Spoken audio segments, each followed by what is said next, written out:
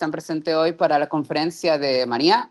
María Aguirre es compañera nuestra que ya está a punto de egresar de la carrera, ahorita está trabajando o terminando de trabajar en su tesis, y hoy se ha tomado su tiempo para hablarnos sobre su trabajo y sobre su experiencia siendo investigadora.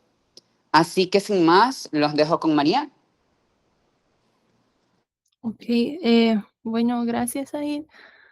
Bueno, como dijo Said, yo soy estudiante por egresar de la carrera y la presentación de hoy es simplemente para hablar de mi experiencia en la licenciatura y mi experiencia en otras oportunidades como escuelas de verano y pasantías.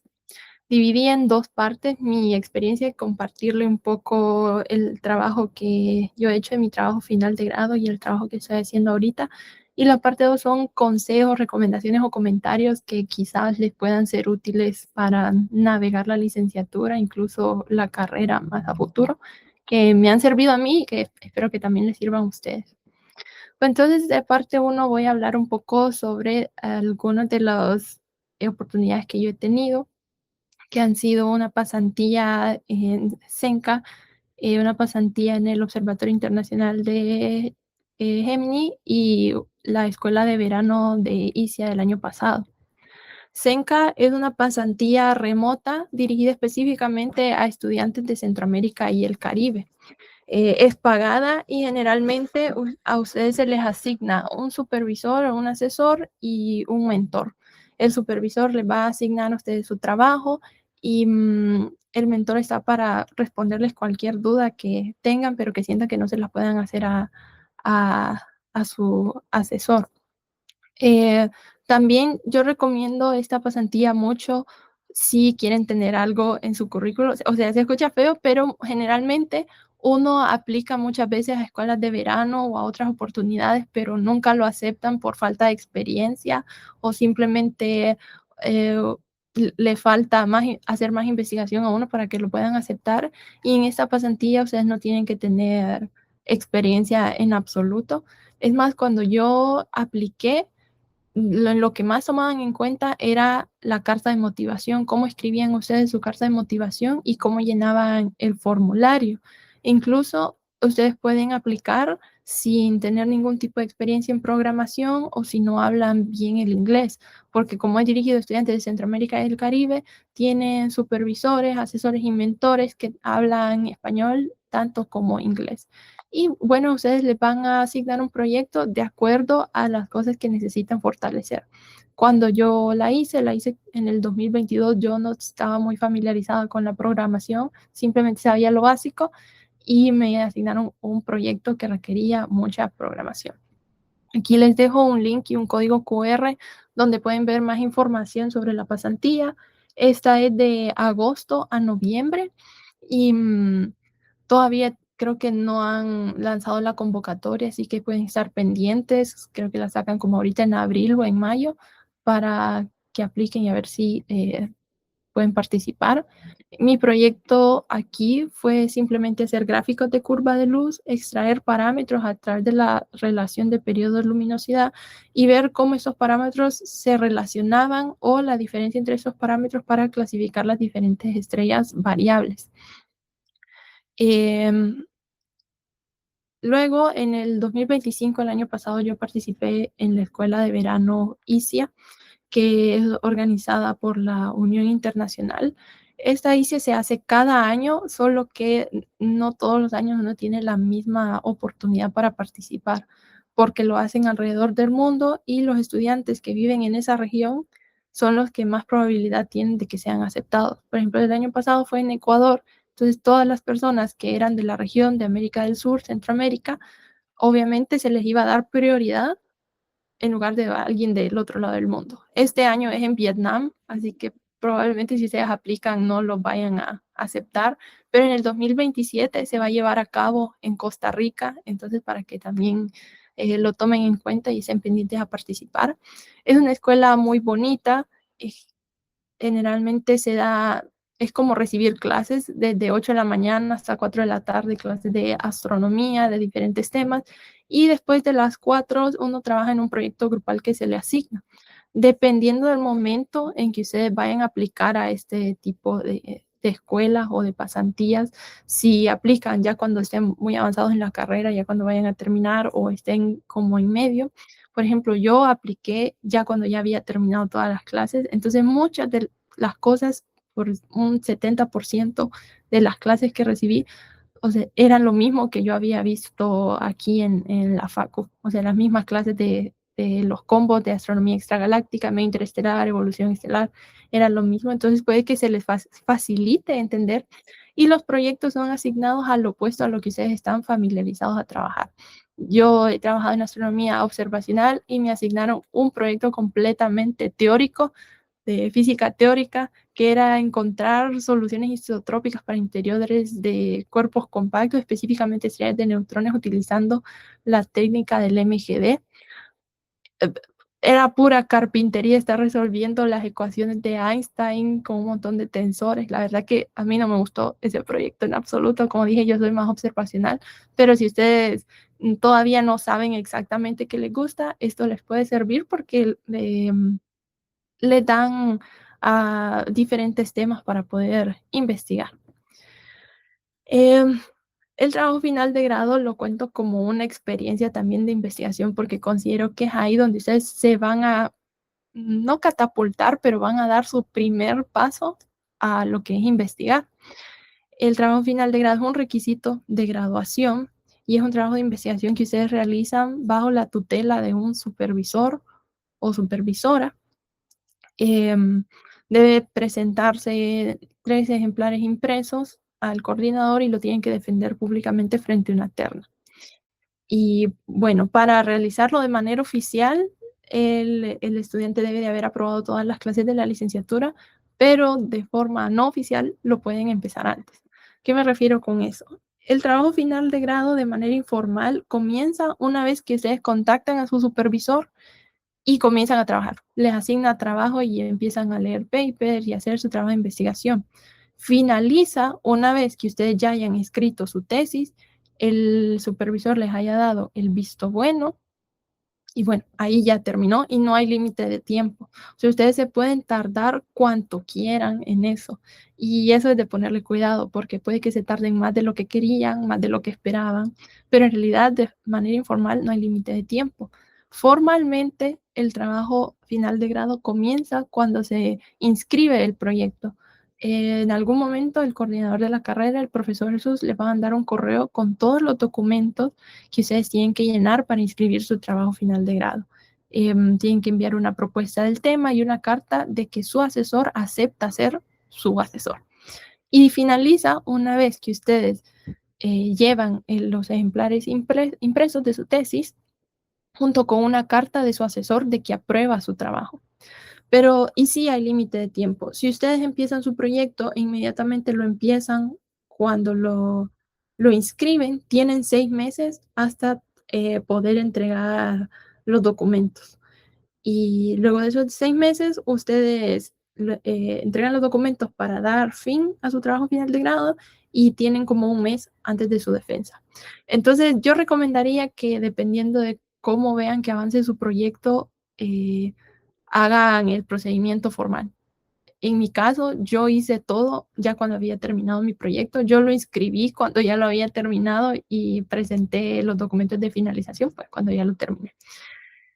Pero si ustedes quieren terminar rápido en ese tiempo de 6 meses, podría recomendar que lo hagan, que lo inscriban en cuanto tengan su asesor, así sienten como la presión de que tienen que terminar en 6 meses y lo logren terminar rápido.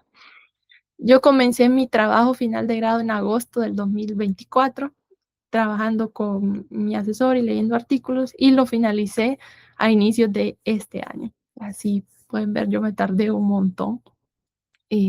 Más adelante voy a dar recomendaciones sobre eso. Y bueno, mis asesores fueron el profesor David Espinosa de la facultad de la carrera de astronomía y astrofísica y Ryan Lau, que cuando yo lo contacté, bueno, lo contactamos con el profesor David, él trabajaba ahí en Neuer Lab y ahora trabaja en IPAC, que IPAC, más adelante voy a hablar de Neuer Lab, pero IPAC es, sus siglas quieren decir el Centro de Procesamiento y Análisis del Infrarrojo. Ahora bien, les voy a hablar un poco de ¿qué hice yo de mi trabajo final de grado? Va a ser algo breve. Yo hice un análisis espectral de imágenes y de imágenes de WR124 y M167 a partir de observaciones del James Webb con el instrumento MIRI-MRS. La imagen que está aquí, esta es la nebulosa M167 y dentro de esta nebulosa se encuentra la estrella WR124. Esto es a gran escala. Pero en realidad, ¿qué es WR124? Bueno, es una estrella Wolf-Rayet. Una estrella, el término Wolf-Rayet no solo se puede utilizar para describir una estrella, pero también es un tipo específico. En este caso estamos hablando de un tipo de estrella Wolf-Rayet. ¿Y qué caracteriza a las Wolf-Rayet? Los vientos con altas velocidades. Pero que una estrella tenga vientos muy rápidos no significa que sea una Wolf-Rayet, sino que estos vientos tienen que ser altamente densos. Las estrellas tienen que tener una tasa de pérdida de masa de 10 a 100 veces más alta que la pérdida de masa normal de una estrella tipo O. Su composición, generalmente la composición de las estrellas son elementos más pesados a comparación de otras estrellas, en este caso el ejemplo es la tipo O, que se ve bastante que hay hidrógeno, pero en el caso de las Wolf-Rayet no, porque aparte de que sus vientos son muy veloces y son altamente densos, esas estrellas están perdiendo su capa exterior. Entonces, simplemente son un núcleo ya de elementos pesados que han perdido su capa de hidrógeno. Y lo más importante que diferencia a una estrella Wolf-Rayet de las demás es su espectro. El espectro que tengo aquí a la izquierda es el espectro de WR124, una estrella Wolf-Rayet, y ese es el espectro de una estrella AC. Y si pueden ver, es bastante diferente. La mayoría de los espectros estelares se ven de esta forma, donde tienen muchas líneas de absorción, pero en el caso de las Wolf-Rayet no hay líneas de absorción, solo líneas de emisión. Eso significa que nosotros comúnmente en las estrellas lo que observamos es su atmósfera, pero las estrellas Wolf-Rayet, su atmósfera no la podemos llegar a ver porque la estrella está envuelta en los vientos que son altamente densos. Entonces lo que vemos es la emisión que viene del viento. Y las líneas son muy características, aparte de que son bastante intensas, hay bastante flujo, son anchas. No se aprecia aquí, pero las líneas son bastante anchas. El ensanchamiento de la línea es un gran indicador del viento de la estrella. Entonces, bueno, ¿por qué queremos estudiar WR124? WR124 tiene una clasificación espectral WN8H. ¿Qué quiere decir esto? Es una estrella Wolf-Rayet que muestra abundancia de nitrógeno, es evolucionada, o sea, el número 8 en una escala de 1 a 9 es evolucionada, y H quiere decir que aún hay presencia de hidrógeno en su espectro.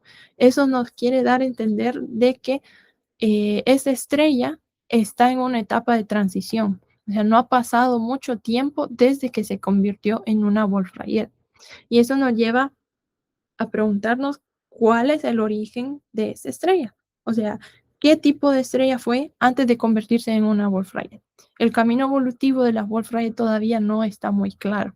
No se sabe si pasó de ser una estrella tipo O, una estrella masiva, luego pasó a ser una supergigante roja, supergigante amarilla o una luminosa variable azul y después se convirtió en una Wolf-Rayet. Y después de Wolf-Rayet a veces vuelven a ser supergigante roja o se vuelve en otro tipo espectral de Wolf-Rayet. Entonces, no está claro. Entonces, nosotros al estudiar una estrella que está en su etapa de transición, nos puede dar indicios de cuál es el origen de esta estrella. Incluso no se sabe muy bien si las luminosas, particularmente en el caso de las luminosas variables azules, son esa conexión entre una estrella que pasa de ser tipo O a una Wolf-Rayet. Entonces, ¿por qué usar el telescopio James Webb y el instrumento MIRI-MRS? Bueno, el James Webb mira en el infrarrojo. El instrumento MIRI, como lo dicen sus siglas, es instrumento de infrarrojo medio y el MRS quiere decir eh, espectroscopía de resolución media. Ese instrumento nos va a permitir a nosotros ver un campo de visión más pequeño de lo que se ha observado esta nebulosa. También tiene una resolución de imagen y una resolución espectral mucho mayor de los instrumentos previos que han sido utilizados. ¿A qué me refiero con que nos enfocamos en una región más pequeña? Esta es la nebulosa a gran escala. Esta imagen de la grande a la izquierda es una imagen del instrumento NIR, del infrarrojo cercano del James Webb. Y a gran escala es como se ha estudiado esta nebulosa anteriormente, pero nosotros estamos estudiando esta parte de aquí, este objeto de aquí. O sea, podemos ver ya la nebulosa interior y ver la estrella más cercana, bueno, no necesariamente la estrella ni su atmósfera, sino que estudiar sus vientos. Entonces, ¿qué hice yo en este proyecto? Bueno, lo que hice fue extraer el espectro de diferentes regiones de estas imágenes e identifiqué todas las líneas espectrales que hay ahí. Una vez que las identifiqué, vi cuáles eran las más interesantes o las que me daban más información y seleccioné 7 dentro de esta región. Esas 7 no se aprecia muy bien en esa imagen, pero esas 7 fueron suficientes para darnos muchísima información acerca de lo que está pasando en el sistema. Las líneas, estas 3 líneas de acá, que tienen un componente bastante ancho y cuadrado, es simétrico. O sea, van de una velocidad negativa a la mismo valor de velocidad en positivo. Y eso nos da un estimado de la velocidad de los vientos, que son aproximadamente 750 kilómetros por segundo, que es bastante bajo para estándares de Wolf-Rayet que van de 1000 a 3000 kilómetros por segundo, pero es normal para una estrella Wolf-Rayet tipo WN. También estas líneas nos dieron información acerca de cómo este material se mueve con respecto a la estrella. Y bueno, y descubrí que se mueven bastante lento. Esto, bueno, nos da información de por qué se mueven lento, es que eligen una dirección preferencial. Y para eso necesitamos ver este material.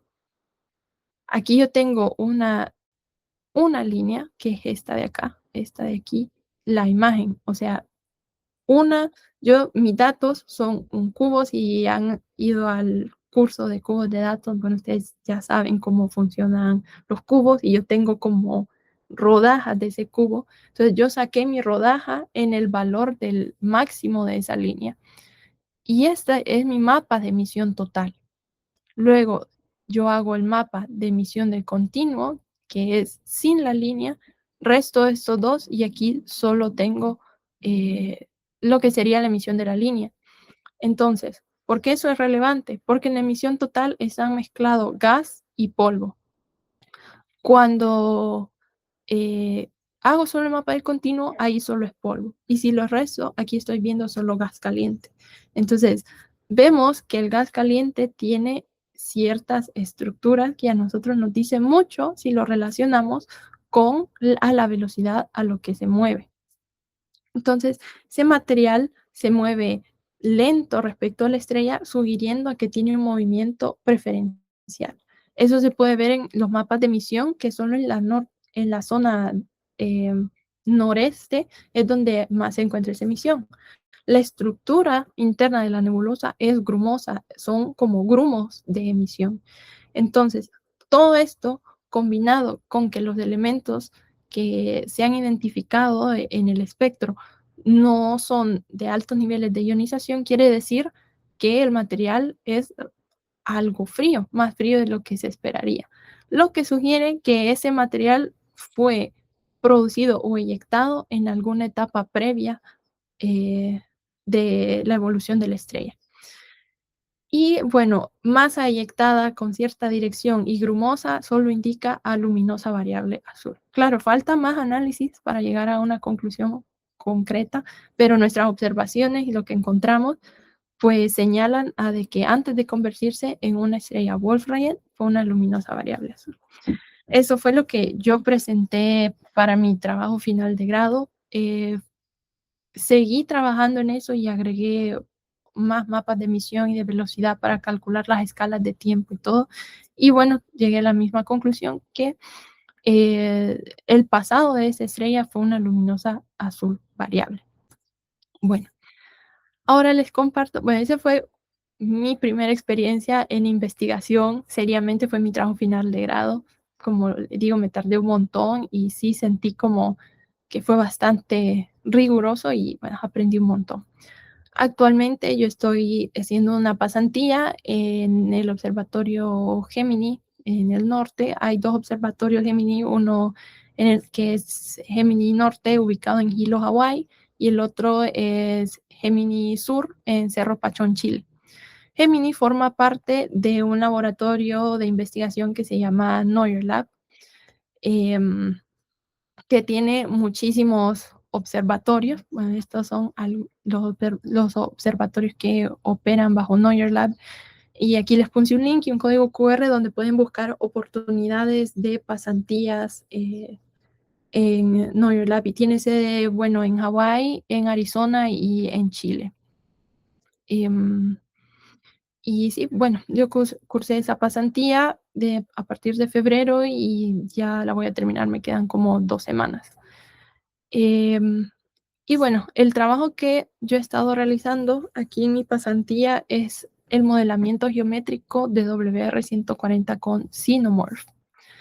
¿Qué es WR140 y qué es Xenomorph? Bueno, WR140 es una Wolf-Rayet que tiene una clasificación espectral WC7PD, bueno, todo lo que ven ahí. Esto se traduce a que es una estrella Wolf-Rayet con abundante carbono, no tan evolucionada, con un espectro peculiar, por eso la P, y con polvo de dust, de polvo en inglés, más una estrella del tipo O caliente que muestra líneas de helio y también muestra líneas de carbono, por eso la C. Entonces, WR140 es un sistema binario de vientos colisionales. ¿Y qué quiere decir eso? Que los vientos del sistema están colisionando.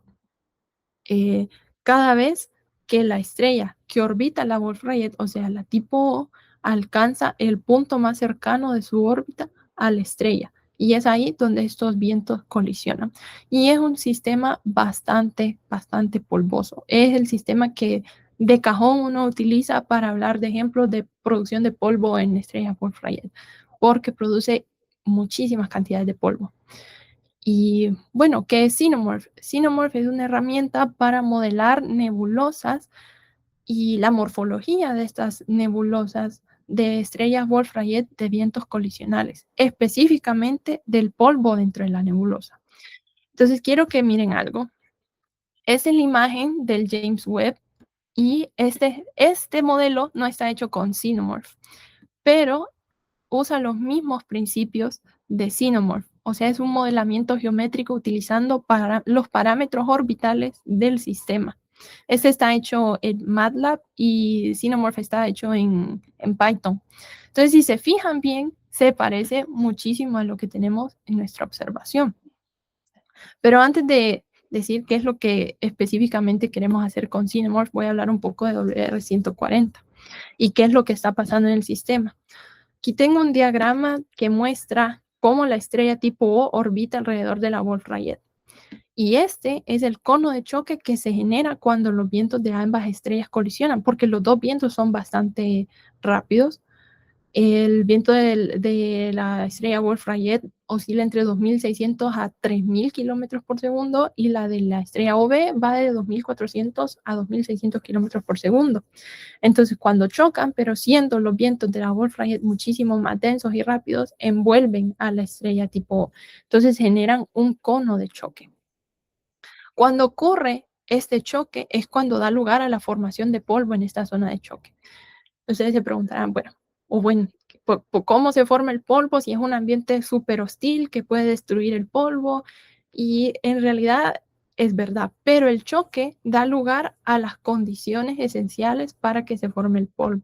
Entonces lo que ocurre es que los vientos chocan, el material se comprime y como se comprime aumenta la densidad, este se enfría y a medida que se enfría también se va expandiendo, que contribuye a que se enfríe aún más, lo que da lugar a la nucleación del polvo. La nucleación quiere decir cuando los átomos del gas hacen núcleos sólidos de polvo. Entonces, este polvo recién formado eh, protege al polvo que se va a formar de la radiación ultravioleta, porque la radiación ultravioleta destruye el polvo.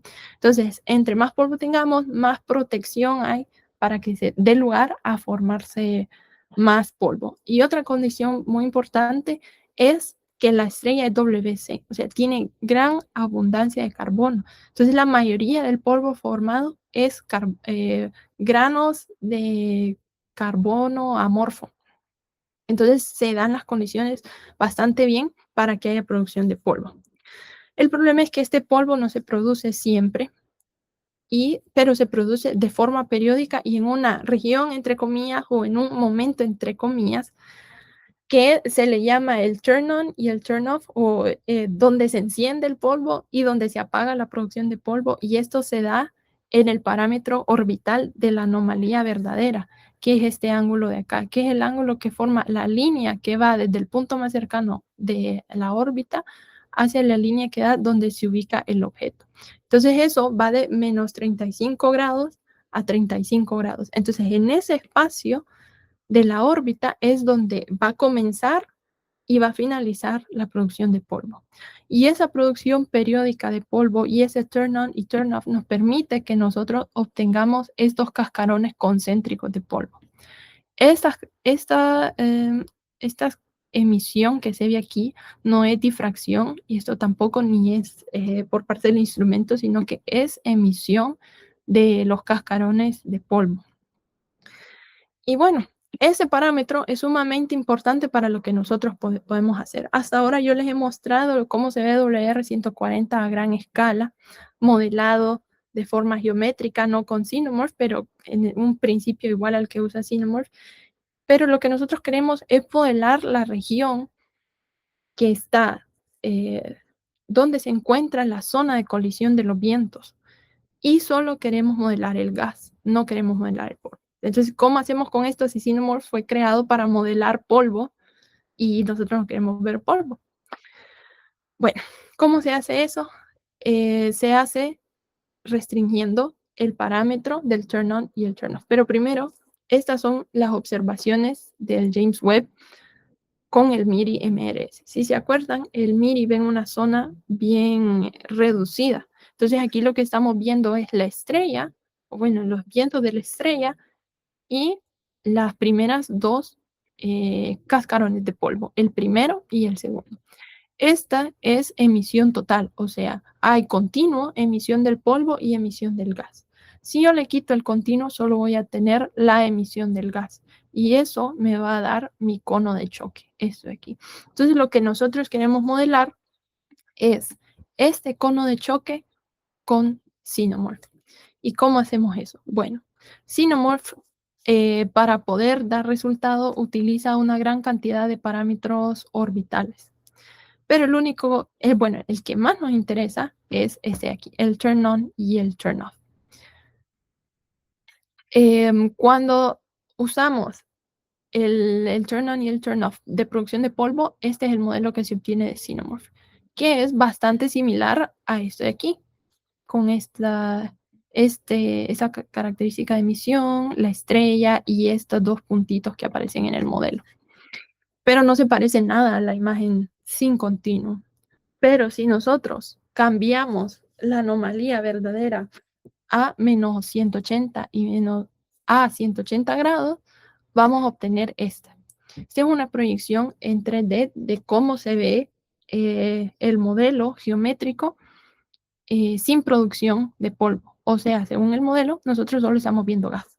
Pero se parece, pero todavía no tanto. Eso es porque la observación es simplemente una rodaja de nuestro cubo de datos. Entonces nosotros tenemos que partir el modelo para obtener esa observación. ¿Y por qué menos 180 y 180 funcionan? Porque eso significa que la estrella que orbita la Wolf-Rayet está lo suficientemente lejos para que el efecto que tiene para la producción de polvo sea nulo. Entonces funciona. Y bueno, volviendo a las imágenes que hicimos con Xenomorph, esta sería mi imagen con continuo, o sea, la emisión de polvo que yo estoy viendo de la estrella, y la otra sería mi emisión de gas del cono de choque. No se ve exactamente igual, se ve, le falta algo. Entonces, si nosotros aplicamos un PSF, una Point Spread Function, o sea que hacemos una convolución de los datos que tiene el modelo, y eso lo que hace es que se parezca más a nuestra imagen, y hacemos gráficos de contorno sobre el modelo, ponerlo sobre la imagen, podemos comparar si en verdad el modelo es preciso o no. ¿Y eso para qué queremos? Porque queremos restringir los parámetros estelares de la estrella, específicamente el viento estelar y el ángulo de apertura. El ángulo de apertura es el ángulo que me dice a mí qué tan abierto, qué tan cerrado va a estar el cono de choque. Este es utilizando los parámetros de 2800 kilómetros y 80 grados. Entonces yo hice mis contornos aquí y los puse encima de la imagen y se acerca bastante bien a nuestra observación. Incluso replica esto. Como Xenomorph no es un modelo diseñado para vientos, este modelo no tiene los vientos esféricos de la estrella, porque los vientos van en todas las direcciones, mientras que en la imagen sí se ve la emisión del viento en todas las direcciones. Pero ya lo que proviene del gas, que no es el viento, y la forma de la nebulosa se acerca bastante bien. Si nosotros cambiamos los parámetros a 2900 a 90 grados, se parece bastante aún así. Entonces eso nos da una ventana a nosotros de establecer cuál es la verdadera velocidad de los vientos y cuál es el verdadero ángulo de apertura de mi cono de choque. Esto, con esta comparación de imagen, no puedo concluir y decir, sí, estos son los valores o van en este rango, porque no es suficiente.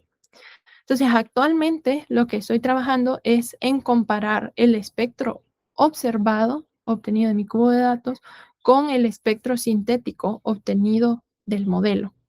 Aquí, en la primera imagen, el gráfico negro es el espectro observado de la línea de azufre 4, y el rojo es el espectro sintético que yo obtuve de mi modelo, aplicando una convolución. O sea, se parece, pero no tanto. Y lo que nos dice que no está del todo bien es la resta entre estos dos, que todavía le hace falta. Entonces, haciendo mejoras a la comparación de los espectros, ya podemos ver qué parámetros son los verdaderos o que describen de mejor forma el comportamiento del sistema y los vientos de la estrella.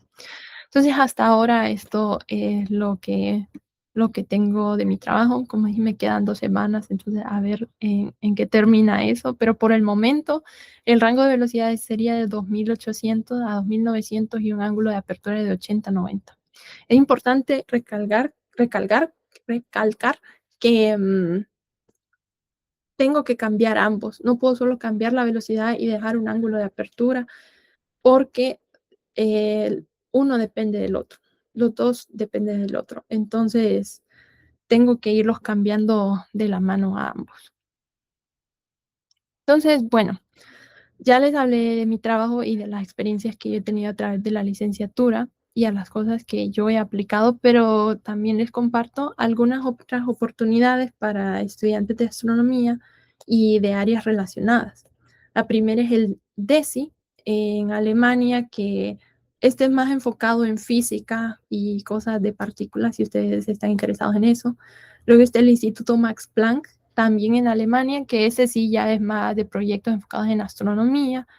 Está LIPS, que es en Países Bajos, y está el ESO, que también es en Alemania. Todo ahorita malas noticias, porque para todo esto ya cerraron las convocatorias, porque se hacen como en junio y julio, y la convocatoria cierra como a inicios de año, como en marzo.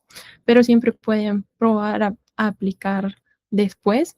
Estos programas son pasantías y tienen una duración de 2 a 3 meses. Otras oportunidades podrían ser las escuelas de verano, la ESAO Vela en Puebla, México, y el verano científico del Observatorio de San Pedro Mártir, También en México, en la Ensenada, esa tiene una duración de 3 semanas más o menos, de 3 semanas a un mes. Muchos de los estudiantes de aquí de la carrera han participado en pasantías y esa ola. Por ejemplo, André estuvo en una pasantía en Colombia y también fue a México, si no me equivoco, a la Isabela. Y creo que también el profesor Luis fue al DESI y otros estudiantes, María René creo que fue al Instituto de Max Planck y muchos han participado en las escuelas de verano. Entonces yo les animo a que apliquen cuantas veces quieran hasta que los acepten porque no siempre los aceptan de entrada. Entonces solo apliquen todos los años hasta que un día les digan que sí o hasta que un día encuentren una oportunidad que sientan que sí los vayan a aceptar. Y bueno, entonces la parte 2 sería serie de consejos que yo les daría o comentarios que podrían serles útil. La primera parte es que se involucren en actividades de la facultad. O sea, puede que sea tedioso, como, ay, como que qué pereza ir a las noches astronómicas o qué pereza dar una noche astronómica a los campamentos, pero créanme que les va a ayudar un montón, pero bastante. No solo si ustedes tienen miedo a exponer o hablar en público, les va a ayudar a saber sintetizar la información que ustedes tienen en la cabeza y saber si en verdad entienden los temas, porque la mayoría de estas actividades son con un montón de personas que son del público general. Entonces ellos les van a preguntar a ustedes cosas complicadas, pero ustedes no se lo pueden explicar complicado. Tienen que hacerlo de forma sencilla y resumida para que ellos entiendan. También involucrarse en las actividades de la facultad hace que ustedes se den a conocer con todos, tanto profesores como estudiantes. Y va más allá de solo como hacer amigos y ser buenos compañeros, sino que les conviene muchísimo conocer estudiantes porque ustedes saben quién va a su mismo ritmo y así se hacen un nudo y van pasando las clases juntos, porque si ustedes llegan solo a una clase avanzada no se las van a abrir. Entonces ustedes tienen que buscar el grupo de estudiantes que vaya a su mismo paso para que les abran las clases. Con los profesores, si ustedes se dan a conocer con los profesores y el profesor sabe que ustedes tienen un buen desempeño, en el futuro ustedes van a necesitar una carta de recomendación, si necesitan ayuda, si ustedes necesitan buscar un asesor para el trabajo final de grado, ustedes pueden decir, profe, fíjese que yo necesito un asesor. Entonces pueden o les puede ayudar a conseguir uno, les puede ayudar a mandar un correo, incluso puede contactar a alguien que ellos conozcan y los puede mandar con esa persona. Entonces, involucrarse en las actividades de la facultad los beneficia muchísimo más de lo que piensan. No solo es ir a ganarse las horas boas, sino que créanme que ponen en práctica lo que ustedes saben, se quitan el miedo a hablar en público, a exponer y se dan a conocer entre profesores y estudiantes y eso les beneficia un montón. Tengan paciencia. No es por desanimarlos, pero la carrera es muy larga, es bastante larga. Si ustedes entran a la carrera y creen que, solo entro y con rapidito salgo, es mentira. Antes de que yo entrara a la U, yo fui a una feria vocacional y en la feria vocacional alguien me dijo, como ya no hay periodos cortos y largos, te puedes graduar en 4 años, me dijeron. En mi vida me habían estafado tanto, jamás me habían estafado tanto. Llevo casi el doble y no me he graduado, así que tienen que tener mucha paciencia porque no solo depende de ustedes. Ustedes no se puede que ustedes no se atrasen y vayan cumpliendo todo, pero en sí la carrera es larga porque las últimas clases se las abren de 2 en 2 porque las 4 clases es demasiado cargado y generalmente, bueno, yo en lo personal me tardé mucho con el proyecto final de grado y eso les puede atrasar también, incluyendo la práctica, ¿verdad? Porque también tienen que hacer eso. Entonces tienen que tener mucha paciencia, no se desanimen con la primera mitad de la carrera. Por ejemplo, a mí me aburrió muchísimo la primera mitad de la carrera y no me gustó, pero hasta que empecé a entrar a las clases de la carrera, ya donde ya miraba más astronomía, pues ya todo se puso más bonito. Entonces, sean pacientes.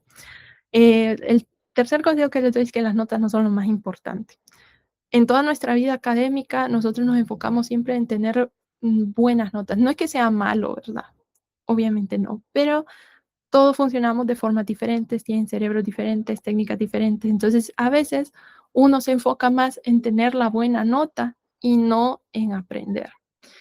Y estudiar para sacar buena nota no es lo mismo que estudiar para aprender. Y a veces las técnicas que uno utiliza para estudiar y sacar buenas notas no es lo mejor para que nosotros podamos aprender.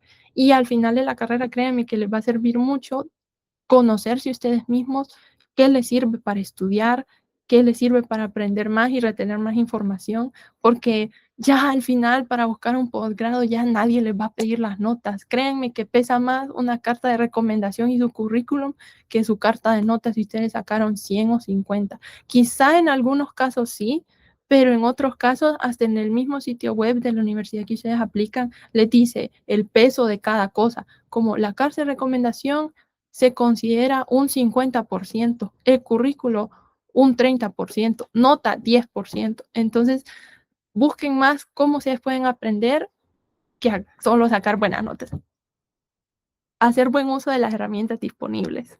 Y esto va a ser controversial, pero voy a hablar de la inteligencia artificial.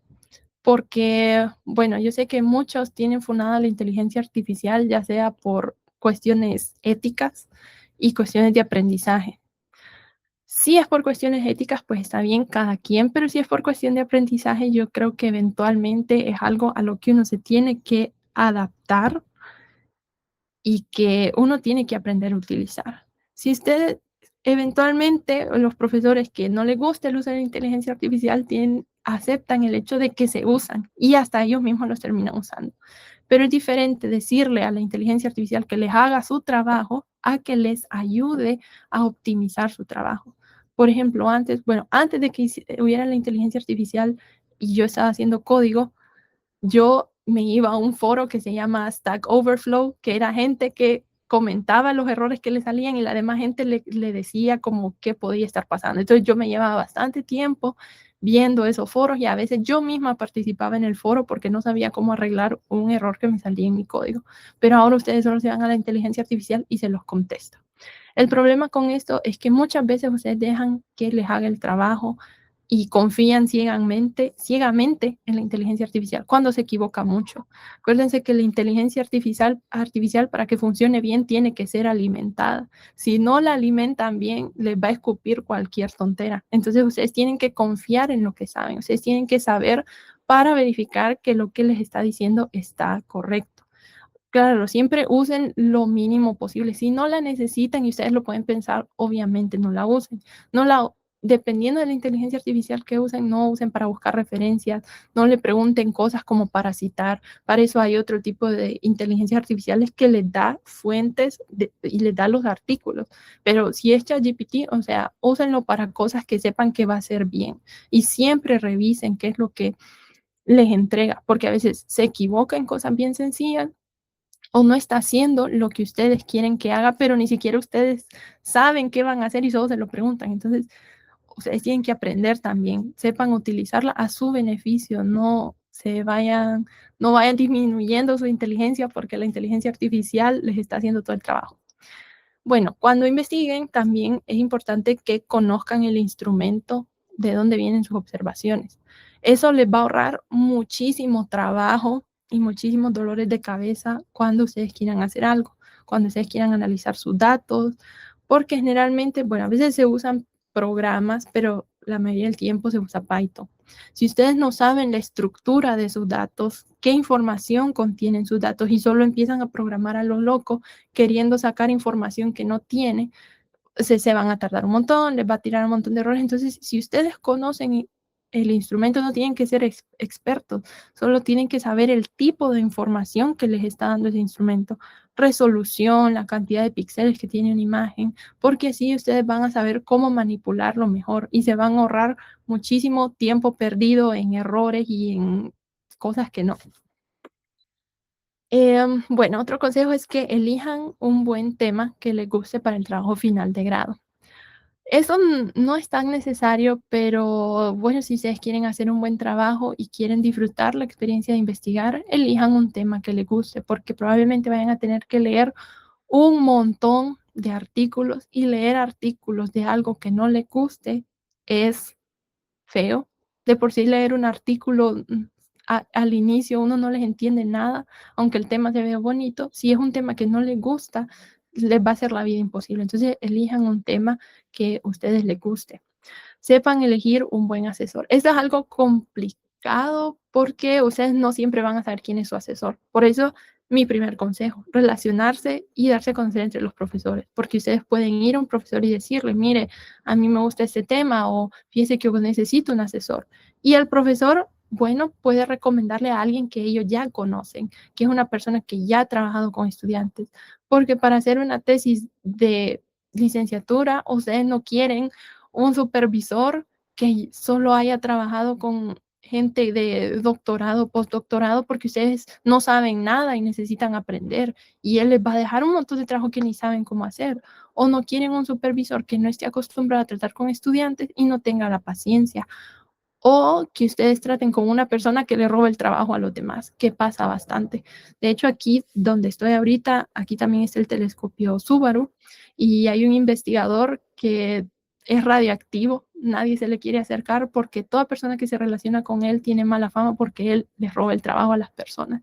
Él tiene archivo a los él tiene acceso a los archives de los datos y se roba los datos, le roba el trabajo a los estudiantes de doctorado y postdoctorado. Entonces, esos son el tipo de personas que quieren evitar. No creo que pase en licenciatura, pero uno nunca sabe, pero más en un posgrado.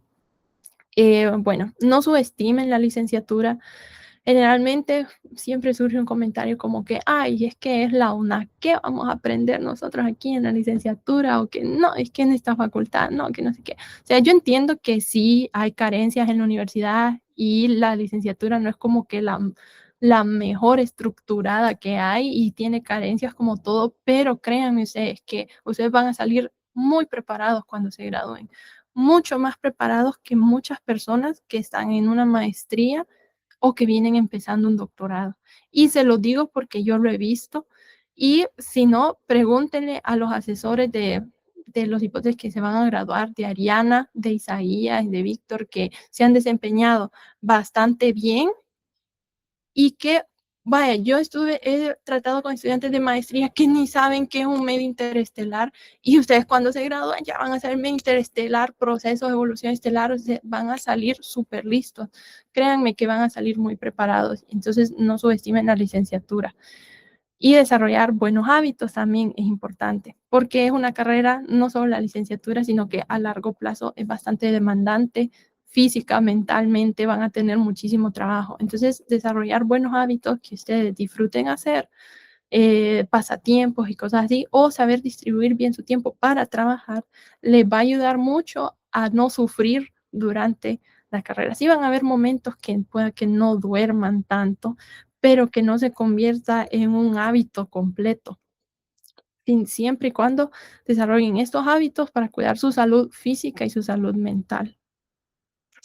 Saber cuándo saberlo todo y cuándo no saber nada.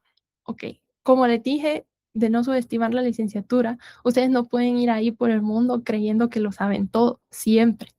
Es importante creer o fingir que lo saben todo cuando ustedes están presentando un tema del que han estudiado y se supone que saben. Obviamente uno no lo sabe todo, pero si lo está presentando un público de expertos, usted tiene que fingir al menos que sí le sabe al tema. Entonces, en ese momento, ustedes tienen que fingir que lo saben todo con confianza, pero tienen que saber cuando no saben nada. Cuando ustedes tienen que aprender algo, cuando ustedes tienen que revisar si algo está bien o mal, ustedes asuman que no saben nada. Vaya, revisen, estudien y eso les va a tener la mente abierta a aprender más. No solo porque ustedes digan, ah, sí, yo conozco eso, lo sé. No, no saben nada. Solo vaya, lean otra vez, vaya, revisen otra vez y se van a dar cuenta que si tienen muchos errores, muchos huecos de conocimiento que ustedes tienen. Entonces, es de equilibrio. Tampoco hay que ser abrumado por ¿cómo se llama? El síndrome del impostor, que uno cree que no sabe nada y que es un charlatán que esté en una posición que no debe estar tampoco. Pero es cuestión de balance. Tener confianza y desconfianza es importante. Aprender a trabajar por su cuenta.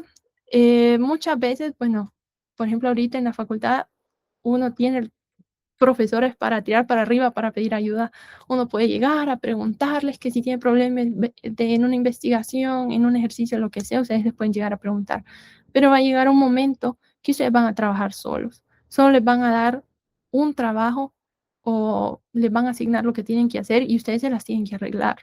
Si no saben del tema, lo tienen que aprender. Si no saben cómo hacer algo, lo tienen que aprender, porque ellos lo que no les importa si usted sabe o no, si usted está ahí, usted tiene que saber. Y lo que quieren es el resultado. Entonces tienen que aprender a solucionar por su cuenta.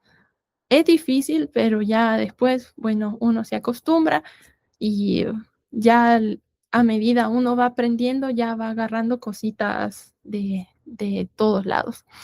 Y bueno, conocer a las personas con las que trabajan.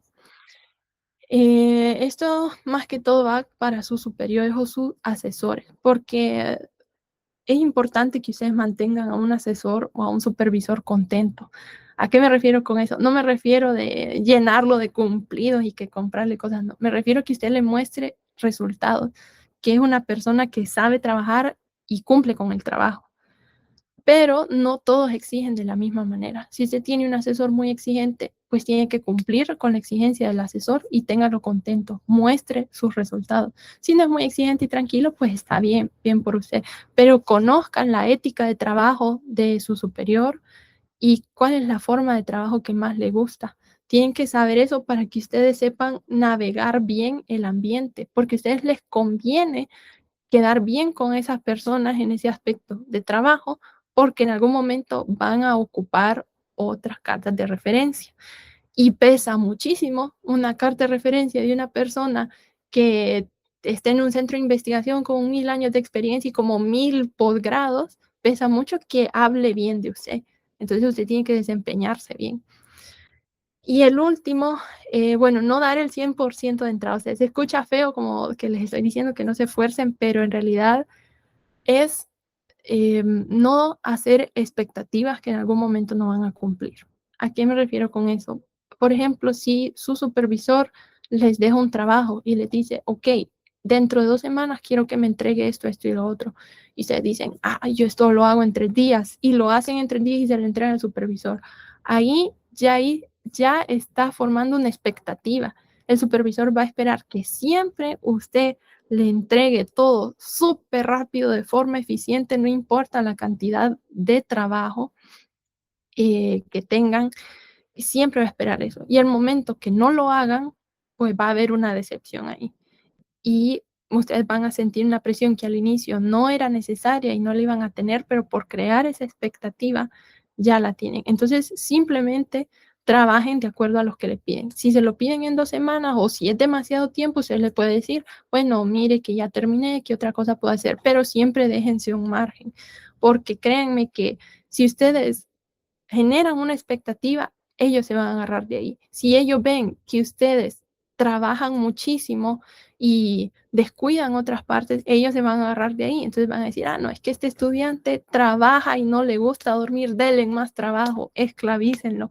Entonces ustedes también tienen que saber darse su lugar en el trabajo, o sea, cumplir con los que les piden, pero tampoco dar a entender de que ustedes van a hacer todo de gratis, ¿verdad? O sea, no. Sí les beneficia mucho, pero ellos también se benefician de ustedes.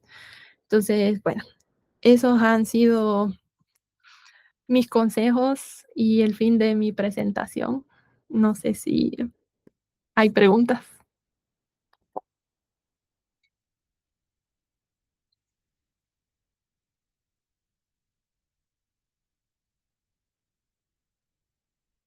No, igual si quieren el link de todas esas cosas, yo le puedo compartir la presentación a Said y bueno, para que tengan los links de todo eso.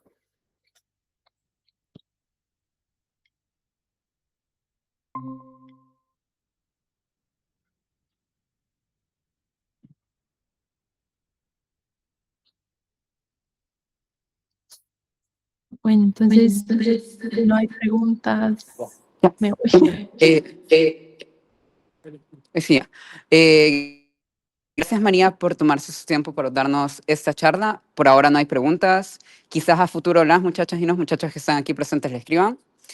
Entonces, le queremos agradecer su tiempo por darnos esta charla y le damos un fuerte aplauso a María, por favor. No, gracias por la invitación.